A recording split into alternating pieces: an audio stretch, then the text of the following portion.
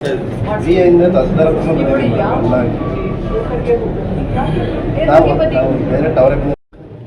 ಇವತ್ತು ನಾವು ಬೇಲೂರು ನಗರದಲ್ಲಿ ಬೇಲೂರು ತಾಲೂಕಿನ ಜನಸ್ಪಂದನ ಸಭೆಯನ್ನು ಆಯೋಜಿಸಿದ್ದೇವೆ. ಪ್ರತಿ ತಾಲೂಕಿನಲ್ಲಿ ಪ್ರತಿ ತಿಂಗಳ ಮೊದಲ ಶನಿವಾರ ಈ ಸಭೆ ಜನಸ್ಪಂದನ ಸಭೆ ಎಲ್ಲ ತಾಲೂಕುಗಳಲ್ಲಿ ಹಾಸನ ಜಿಲ್ಲೆಯಲ್ಲಿ ನಾವು ಮಾಡ್ತಾ ಬಂದಿದ್ದೇವೆ. ಜಿಲ್ಲಾಧಿಕಾರಿಗಳ ಕಚೇರಿಯಲ್ಲಿ ಜಿಲ್ಲಾಧಿಕಾರಿಗಳ ಅಧ್ಯಕ್ಷತೆಯಲ್ಲಿ ಪ್ರತಿ ತಿಂಗಳ 3ನೇ ಶನಿವಾರ ನಾವು ಜನಸ್ಪಂದನ ಸಭೆಯನ್ನು ನಡೆಸ್ತೇವೆ. ಇದೆಲ್ಲ ಹೊರತಾಗಿಯೂ ಸಹ ಮಾನ್ಯ ನಮ್ಮ ಜಿಲ್ಲೆಯ ಉಸ್ತುವಾರಿ ಸಚಿವರು ಸಹ ನಮ್ಮ ಜಿಲ್ಲಾ ಮಟ್ಟದ ಜನಸ್ಪಂದನ ಸಭೆಗಳನ್ನು ಈಗ ಆಲ್ರೆಡಿ 3 ಬಾರಿ ಅವರು ನಡೆಸಿದ್ದಾರೆ. ಹೀಗೆ ಜನಗಳಿಗೆ ಅವರ ಮನವಿಗಳನ್ನು ಪರಿಶೀಲಿಸಿ, ಅವರ ದೂರುಗಳನ್ನು ಪರಿಶೀಲಿಸಿ, ಅವರಿಗೆ ಒಂದು ಪರಿಹಾರ ಕೊಡುವ ನಿಟ್ಟಿನಲ್ಲಿ ಈ ಒಂದು ವ್ಯವಸ್ಥಿತವಾಗಿ ನಾವೊಂದು ಈ ಜನಸ್ಪಂದನ ಕಾರ್ಯಕ್ರಮವನ್ನು ಆಯೋಜಿಸಿಕೊಂಡಿದ್ದೇವೆ. ಇವತ್ತು ಬೇಲೂರಿನಲ್ಲಿ ನಾವು ನೋಡ್ತಾ ಇದ್ದೇವೆ, ಸುಮಾರು 11 ಗಂಟೆಗೆ ನಮ್ಮ ಜನಸ್ಪಂದನ ಸಭೆ ಶುರುವಾಗಿದೆ.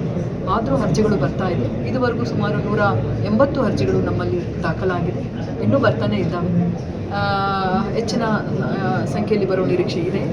ಮತ್ತು ಅದರ ಜೊತೆಯಲ್ಲಿ ಅನೇಕ ವಿಷಯಗಳ ಬಗ್ಗೆ ಅವರು ಬರ್ತಾ ಇದ್ದಾರೆ. ಮುಖ್ಯವಾಗಿ ಕಂದಾಯ ವಿಷಯಗಳ ಬಗ್ಗೆ ದುರಸ್ತಿ ಆಗಬೇಕಾಗಿದೆ, ಪೌತಿ ಖಾತಾ ಹಾಕಬೇಕಾಗಿದೆ, ಮತ್ತು ಕಂದಾಯ ಗ್ರಾಮಗಳಾಗಬೇಕಾಗಿದೆ, ಹಕ್ಕುಪತ್ರ ಕೊಡಬೇಕಾಗಿದೆ.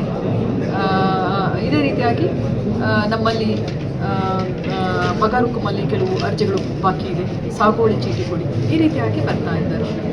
ನಾನು ಜನತೆಗೆ ಕೋರಿಕೊಳ್ಳೋದು ಇಷ್ಟೇ, ನಿಮಗೆ ಪೌತಿ ಖಾತಾ ಆಂದೋಲನ ನಮ್ಮ ಜಿಲ್ಲೆಯಾದ್ಯಂತ ರಾಜ್ಯಾದ್ಯಂತ ನಡೀತಾ ಇದೆ. ನಿಮಗೆ ಉಚಿತವಾಗಿ ಮನೆ ಬಾಗಿಲಿಗೆ ಪೌತಿ ಖಾತವನ್ನು ಮಾಡಿಕೊಡುವ ಅವಕಾಶ ಇದೆ. ಆದರೆ ನಮ್ಮ ಕೋರಿಕೆ ಇಷ್ಟೇ, ನೀವು ವಂಶವೃಕ್ಷವನ್ನು ಸರಿಯಾಗಿ ನೀಡಬೇಕಾಗ್ತದೆ. ಮತ್ತು ನಮ್ಮ ವಿಲೇಜ್ ಅಡ್ಮಿನಿಸ್ಟ್ರೇಟಿವ್ ಆಫೀಸರ್ಗಳ ಜೊತೆಯಲ್ಲಿ ನೀವು ಅವ್ರನ್ನ ಕಾಂಟ್ಯಾಕ್ಟ್ ಮಾಡಿ ಯಾವುದೇ ಮಧ್ಯವರ್ತಿಗಳಿಲ್ಲದೆ ನೀವು ಪೌತಿ ಖಾತವನ್ನು ಮಾಡಿಸ್ಕೊಳ್ಬೋದು.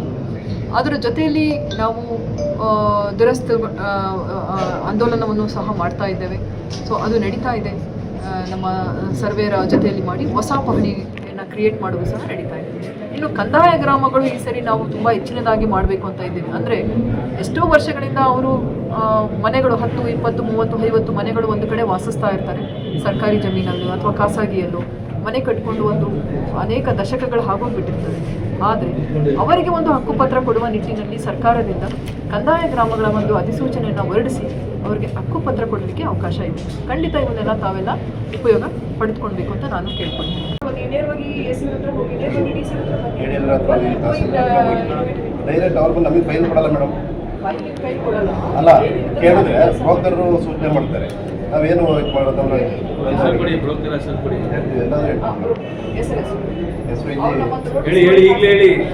ಇದ್ದಾರೆ ಮೇಡಮ್. ನಿಮಗೆ ಅವ್ರನ್ನ ಭೇಟಿ ಮಾಡಿದ್ದೀವಿ. ಶಂಭುಂಗ 3 ಕಿಲೋಮೀಟರ್ ಬಂದಿದೆ. ನೀವು ಹೇಳಿದ್ದೀರಿ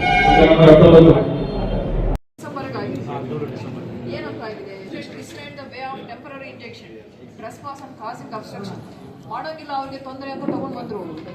ಯಾವಾಗ ತೊಗೊಂಡ್ಬಂದರು? ಡಿಸೆಂಬರ್ ನಂತರ ನಿಮ್ದೇನಾರು ಆದೇಶ ಇದೆನಾ?